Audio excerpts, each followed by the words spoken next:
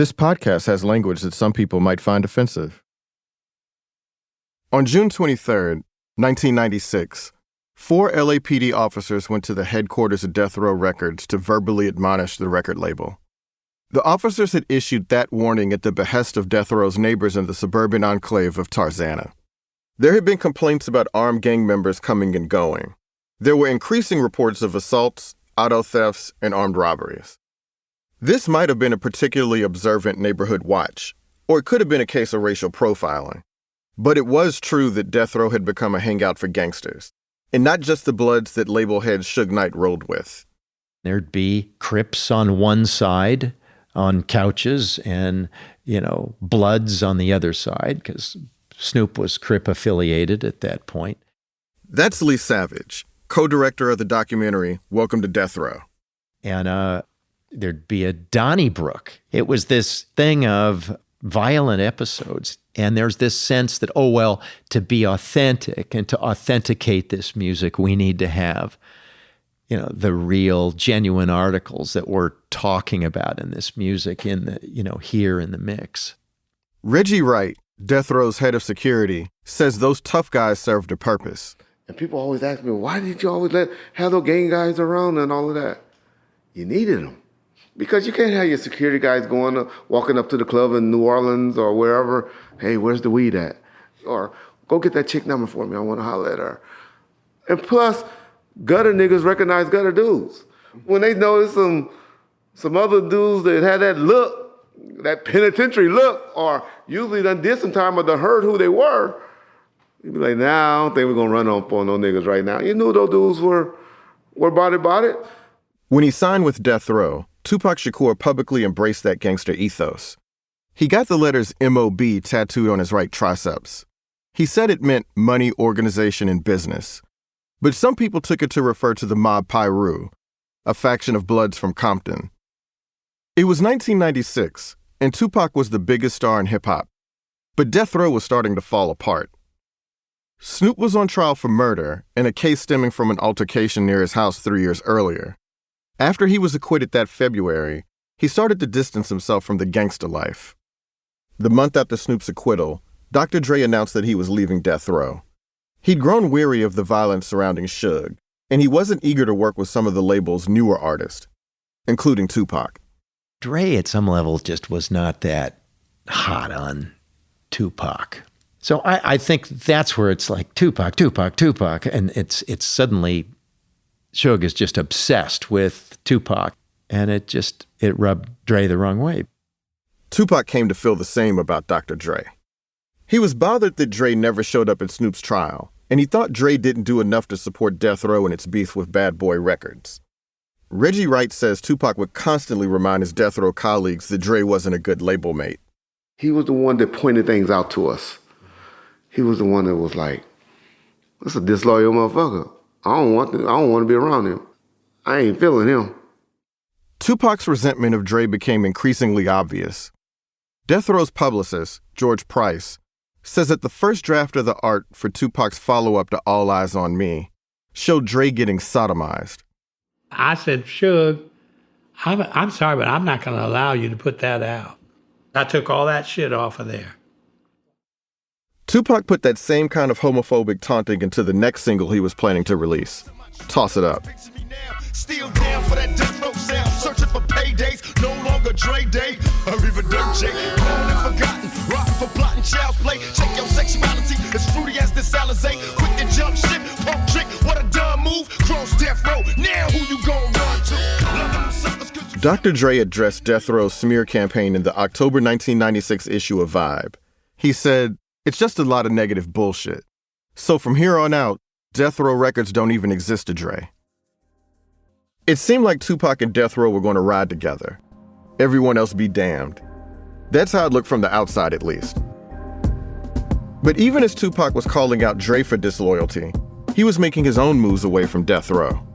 In 1996, Tupac formed his own production company, Euthanasia. He was making plans to start a label under his new stage name, Machiavelli. He also spent much of that spring and summer filming 2 movies, Gridlocked and Gang Related. He told people in the film business that he wanted to start working on different kinds of projects, a Western starring young black actors, and a movie about the uprising led by enslaved preacher Nat Turner. Here's Allison Samuels, who covered hip-hop for Newsweek.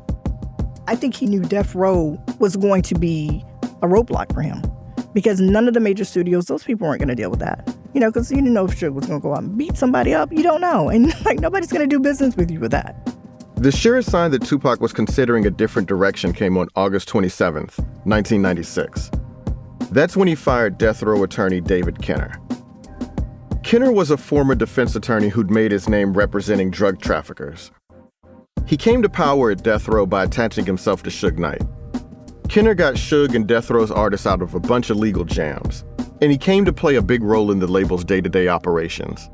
You knew he was the power in some ways. You know, he was definitely the guy who made things work. It was Kenner who had engineered Tupac's release from prison.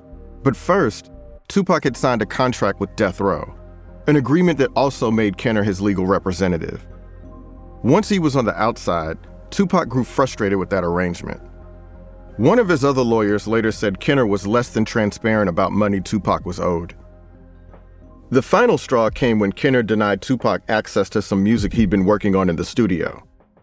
That's when Tupac fired him, a move that some friends and outside observers considered rash. To cut ties with David Kenner, as Tupac did, was a very big deal. You knew that was that first strike, and it was a big strike to say, I'm out. Death Row's publicist George Price says he came to believe that Tupac's loyalty only went so far. Tupac wanted to start his own company, and that's why he was doing what he was doing with Death Row to make that money that he needed. That's the only thing that Suge and I would differ on, because he wanted to say that they were such close friends. And I believe that Suge really thought that was the case. But it was not the case as far as Tupac was concerned. Tupac was using Death Row as a means toward an end. In less than 2 years, Tupac had been shot 5 times, gotten convicted of sexual abuse, and been locked up in a maximum security prison. He'd become increasingly paranoid, defensive, and hostile. He'd also released 2 #1 albums and become the most famous rapper in the world.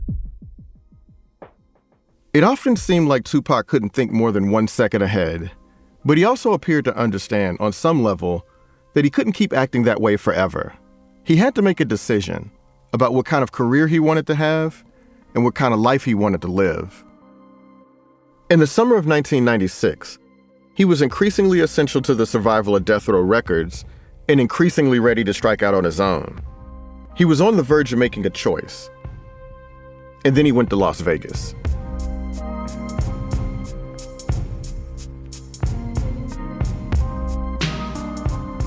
What happened in Tupac Shakur's final hours? How close was he to quitting the gangster rap life?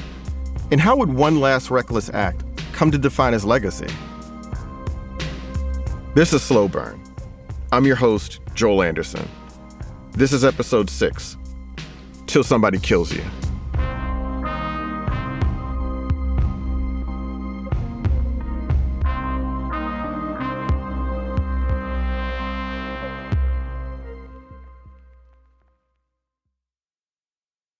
In 1996, Mike Tyson was close to finishing his comeback. Tyson had been convicted of raping 18-year-old Desiree Washington in 1992. He'd served 3 years. Now he was out and on a mission to win back the 3 championship belts he'd lost back in 1990. He'd regained one title by battering Frank Bruno in March 1996. Now, 6 months later, he was making a run at another one by going up against Bruce Seldon. It wasn't going to be that big a challenge. Seldon was far from the best heavyweight in the world. That was probably Lennox Lewis. But Tyson had paid Lewis $4 million to stand down. He was doing what it took to get back on top. Tupac Shakur saw Tyson as a kindred spirit. They'd both had tough childhoods, and those experiences had made both of them into fighters. At the height of their careers, they'd gone to prison after juries found them guilty of sexual violence. They both saw themselves as victims. When Suge Knight pushed Tupac to go to Vegas to see the title fight, Tupac rearranged his schedule so he could go. There was nothing he loved more than seeing Mike Tyson beat somebody up. Suge had roots in Vegas. He'd gone to school and played football at UNLV. He'd bought a mansion there with his music business money, a house he'd seen in the movie Casino, It was 2 doors down from where Mike Tyson lived. Every other place that we went to was, we knew it was work, but Vegas was just a place that we came to relax and enjoy. That's the R&B singer Danny Boy. He was part of the crew of Death Row affiliates who made the trip. All the Suge homies, we were probably 100 and something cars deep. The night of September 7th, 1996 was a big one for Suge.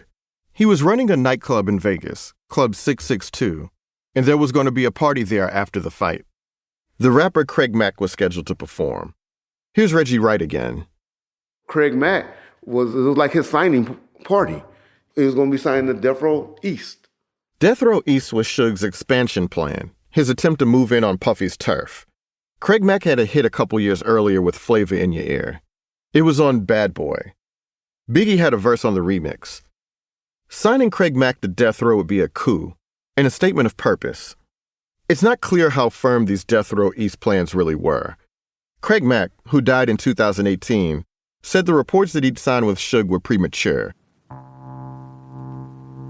But if Suge was trying to bait his East Coast rivals, Reggie Wright assumed they were on safe ground. We're on the West Coast. The last thing that was on our mind was getting in trouble with in Vegas.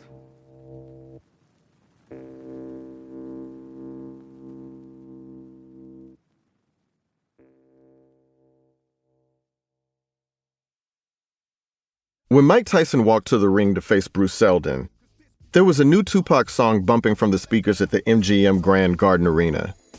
The track was called Let's Get It On, and it featured a promo for the party at 662. All right, this ain't gonna last long. Y'all know how Tyson do it. So we gonna watch him beat this boy silly. And then we gonna all go party at 662, mob style. So Tyson, do your thing, boy. Well, do your thing. Let's get it on now. Yes, let's get it on. In the blue corner tonight, challenging for the title, please welcome the former undisputed heavyweight champion of the world, introducing the one and only Iron Mike Tyson. Tupac was right. The fight didn't last long. Tyson knocked Seldon down twice in the first round, and the ref stopped the bout after just 109 seconds. As soon as it was over, fans started chanting, "Fix, fix, fix." The winner by way of technical knockout is the new WBA heavyweight champion of the world, Iron Mike Tyson. I agree with the fans and their reaction. A very unpopular victory here from Mike Tyson.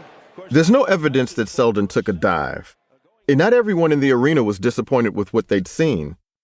Tupac's bodyguard, Frank Alexander, said Tupac was thrilled by the fight and jumping around hysterically. 50 blows. I counted them, Tupac told his entourage. Then Tupac and the Death Row crew headed for the floor of the MGM Grand. Some of the people in that Death Row group were members of the Bloods. One was a guy named Trayvon Lane. A couple months earlier, Lane had been jumped by a group of Crips in a Foot Locker at a mall. They'd taken his chain, which had a diamond-covered Death Row pendant.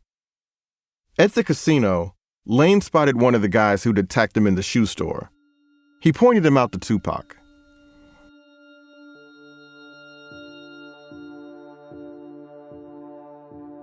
Tupac had a history of acting incautiously.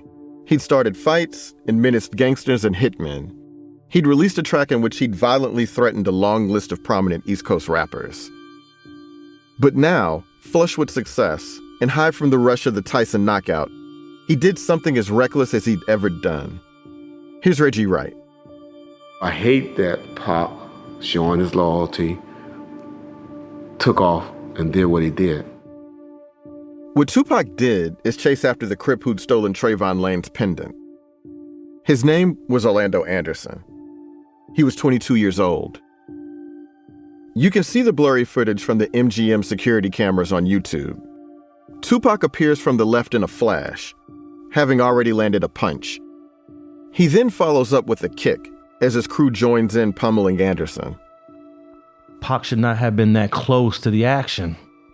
That's Alex Alonso, a sociologist who studies gangs in LA. He's your number one artist.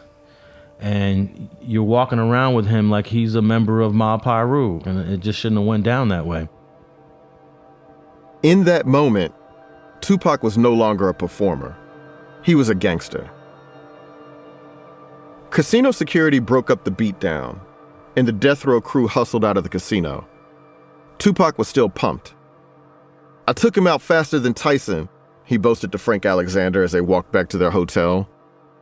For Pac, Alexander wrote in his memoir, bragging after a fight was like having a smoke after sex.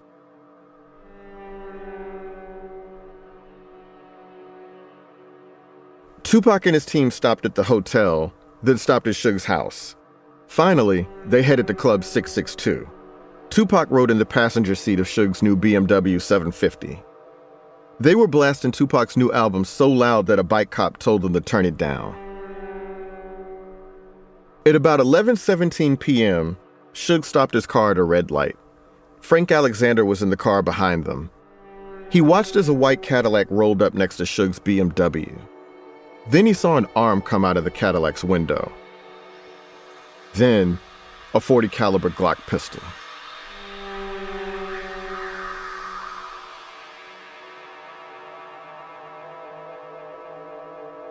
Tupac Shakur was riding in this black BMW when the gunfire erupted. Shakur was shot several times in the chest. The driver, his record producer, was grazed in the head. Witnesses say Tupac tried to scramble over his seat to dodge the gunfire, but he wasn't able to escape. He got 2 bullets in his chest, 1 in his leg, and another in his hand. Suge wasn't seriously hurt. He floored the BMW and made a U-turn into traffic, sending vehicles scrambling across the road. The shooter's car peeled off and made a right turn. When the smoke cleared, it was gone.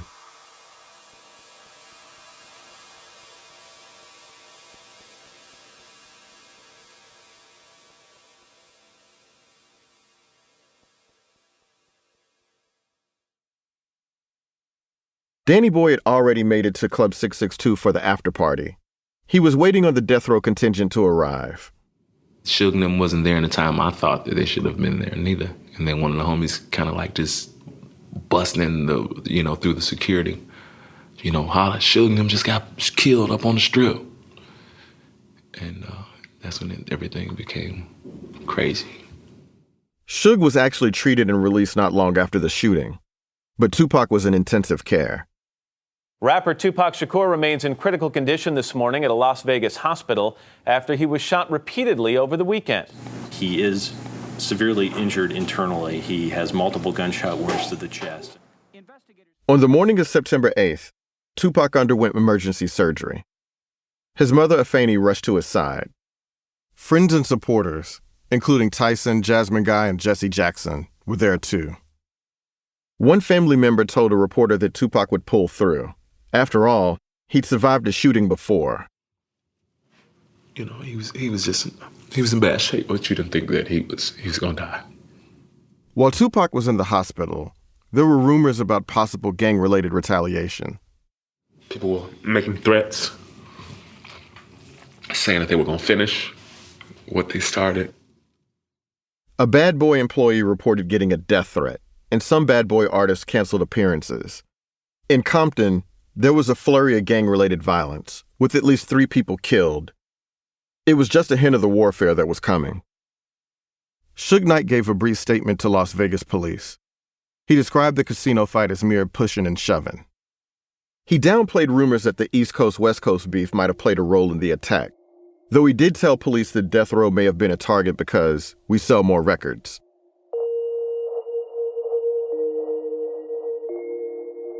On his second day at the hospital, doctors operated on Tupac again, this time to remove his right lung.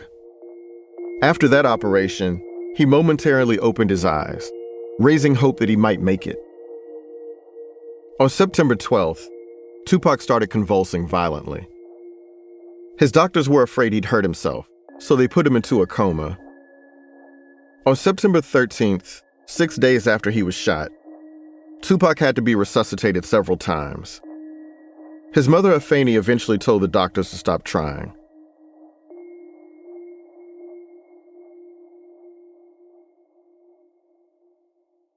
This is Dale Pugh, Marketing and Public Relations Director for University Medical Center.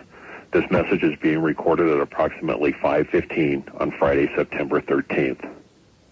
Tupac Shakur passed away today at University Medical Center at approximately 4:03 p.m. Kevin Powell had been keeping vigil in Vegas. When Tupac died, he wandered out of his hotel in a daze. There was mad people out there. There was a lot of Hummers. Everybody was playing Tupac's music.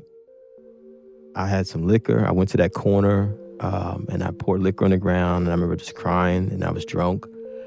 And I don't remember anything else. Most mainstream news outlets told the story of a young man destined for an early death.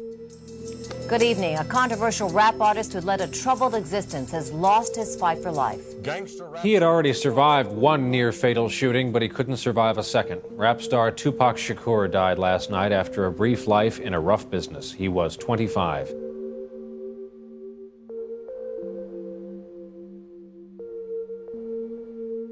Allison Samuel said it was a challenge to get our editors at Newsweek to see Tupac as something other than a gangster rapper. I think they still didn't understand this is going to be someone, this is a legend. And they wanted him in all the, gang, and just sort of looking. And I was like, no, we're going to have him looking wonderful and nice, because there were beautiful pictures of him. And so I was able to go through and just make sure, we did this very respectful tribute to him. The AP story about Tupac's death quoted the rapper Heavy D. I hope this is a wake-up call for a lot of us, he said. Orlando Anderson, the man Tupac and the Death Row crew beat down at the MGM Grand Casino, has long been considered a suspect in Tupac's murder, although he was never charged. You'll hear about the murder investigation in a later episode. Anderson himself was shot and killed in a gang dispute at a Compton car wash 2 years later. If Anderson was the shooter, that suggests that Tupac's death was just another incident in a long sequence of violence and reprisals within the West Coast gang world. That it had nothing to do with rap music, really. Plenty of more intricate theories flourished in the wake of the murder. One of the most widespread holds that Suge Knight was involved. That he saw Tupac pulling away from death row and refused to allow it. Knight himself has always denied that he had anything to do with Tupac's killing. There were also rumors centering on Death Row's feud with Bad Boy Records. Rumors suggesting that Biggie and Puffy might have had Tupac's blood on their hands. Next week on Slow Burn, going back to Cali.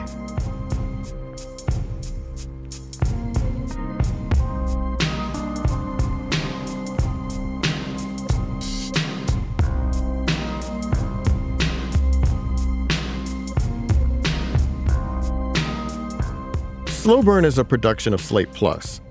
In this week's bonus episode, you'll hear an extended interview with Lee Savage, who co-directed the documentary Welcome to Death Row and co-wrote the movie Straight Outta Compton.